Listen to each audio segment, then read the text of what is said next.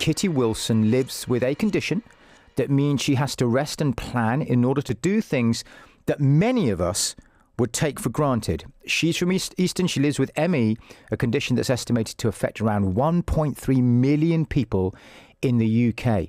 But when she first got ill, she started writing books. Now has 6 books published.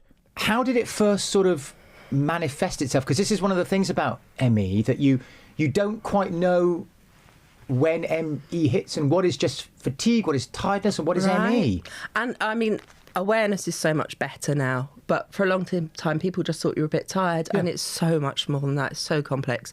I first became ill at 13, actually. I was a child. It was the 80s. It was called yuppie flu then. But I was a child with no social skills that did nothing but read books, so I didn't understand how I could possibly burn out at 13. Yeah.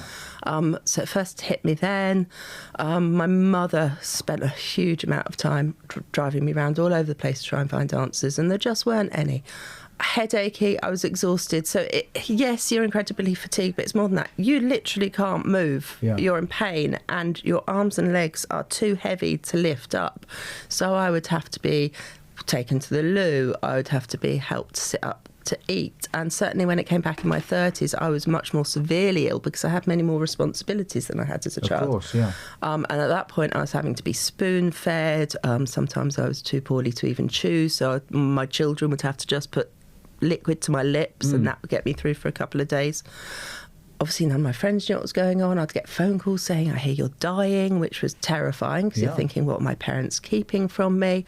But then I got better. So my teens, my 20s, struggled to manage my energy, but I was just normal, a little bit tired. It wasn't that same heavy body fatigue with the pain. And I kind of almost forgot I had it until my mid-30s. And then it came back.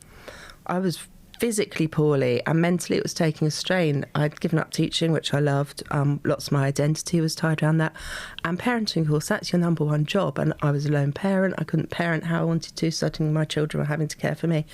So it took me a few years. You almost have to sort of manage your diary and go, right, I'm going to take a day off here so that I've got the energy to go and do this. I'm going to rest today so that tomorrow I can do this. That's a nightmare to plan your life around that. It is if you're not used to it. I'm so used to it now because it's been my life so long. Yeah. So yesterday, didn't leave the house, spent the day in bed to rest in preparation for this. They say you can't bank sleep, but if you've got ME, it really helps. Okay. So if I'd done something yesterday, I wouldn't have been able to come in today. I also spent Sunday at home doing absolutely nothing. So I had 2 days to chill, to just rest. How much does the ME affect the writing? Hugely. Does it? Yeah. Does it really slow you down? There might be a week or 2 weeks where you don't write or anything at all.